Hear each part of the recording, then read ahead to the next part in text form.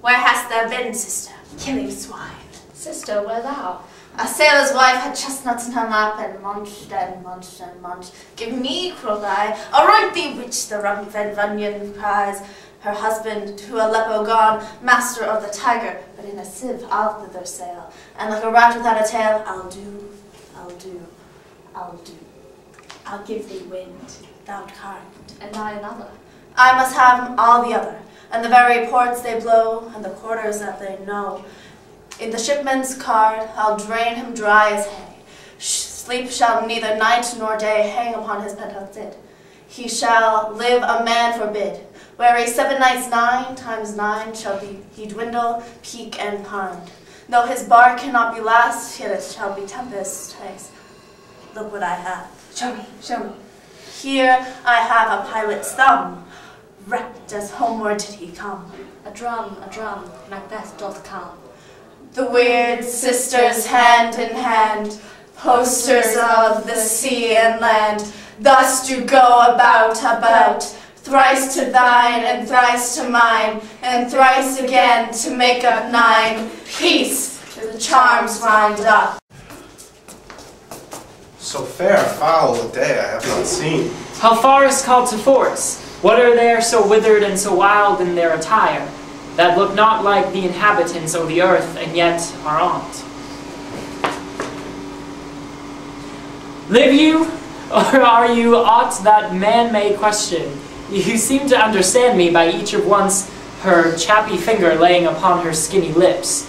You should be women, and yet your beards forbid me interpret you so are. Speak, if you can. What are you? All hail Macbeth. All hail to thee, Thane of Glamis. All hail Macbeth. All hail thee, Thane of Cawdor. All hail Macbeth, that shalt be king hereafter. Good sir, why do you start and seem to fear things that do not sound so fair? My noble partner you greet with presence, grace, and great prediction of noble having and of royal hope that we seems wrapped withal. To me you speak not if you can look into the seeds of and say which grain will grow and which will not. Speak then to me, who neither beg nor fear your favors nor your half. Hail, Hail. Hail, lesser than Macbeth, and greater. Not so happy, yet so happier. thou shalt get kings, though thou be none. So all hail Macbeth and Banquo. Banquo and Macbeth, all hail. Stay, you imperfect speakers, tell me more. By Sinel's death, I know I am Thane of Glamis. But how of Cawdor? The Thane of Cawdor lives, a prosperous gentleman, and to be king stands not within the prospect of belief, no more than to be Cawdor. Say from whence you owe this strange intelligence, or why upon this blasted heath you stop our way with such prophetic greeting. Speak, I charge you. The earth hath bubbles as the water has, and these are of them. Whither are they vanished? Into the air, and what seems corporal melted as breath in the wind. Would they have stayed? Were such things here as we do speak about, or have we eaten on the insane root that takes the reason prisoner? Your children shall be kings. You shall be king. And Thane of Cawdor, too, were it not so? To the self-same tune and words. Who's there? The king hath happily received, Macbeth, the news of thy success, and when he reads thy personal venture in the rebels' fight, he wonders and his praise do contend, which should be thine or his. Silenced with that, in viewing o'er the rest of the selfsame day, he finds thee in the stout Norwegian ranks, nothing afeard of what thyself dost make, strange images of death, as thick as tale can post, and every one did bear thy praises in his kingdom, great defence, and poured them down before him. We are sent to give thee from our royal master thanks only to herald thee into his sight, not pain thee. And for an earnest of a great honour he bade me, for him, call thee then of Thane of Cawdor, in which addition, hail, most worthy Thane, for it is thine. What can the devil speak true? The Thane of Cawdor lives. Why do you dress me in borrowed robes?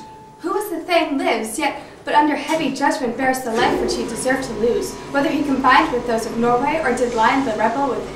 hidden help and vantage, or that with both he and laboured his country's wrack, I know not. But treason's capital, confessed and proved, have overthrown him.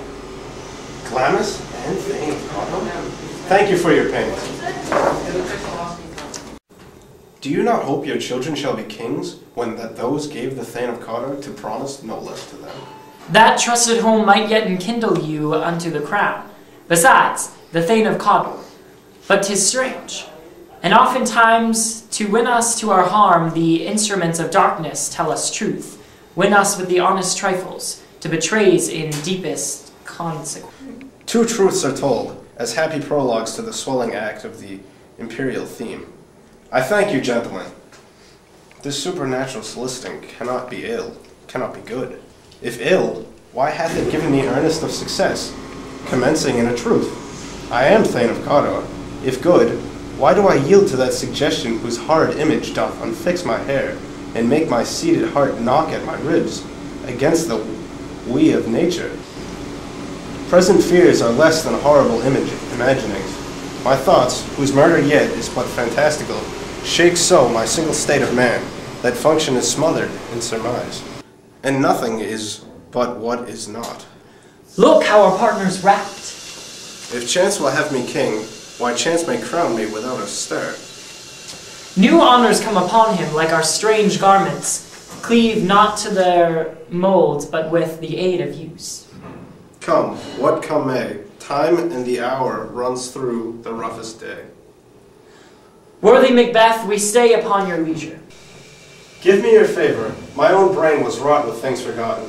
Kind gentlemen, your pains are registered, where every day I turn the leaf to read them. Let us towards the king. Think upon what has chanced, and at more time, the interim having waited, let us speak our free hearts to each other. Very gladly. Till then, enough. Come, good friends.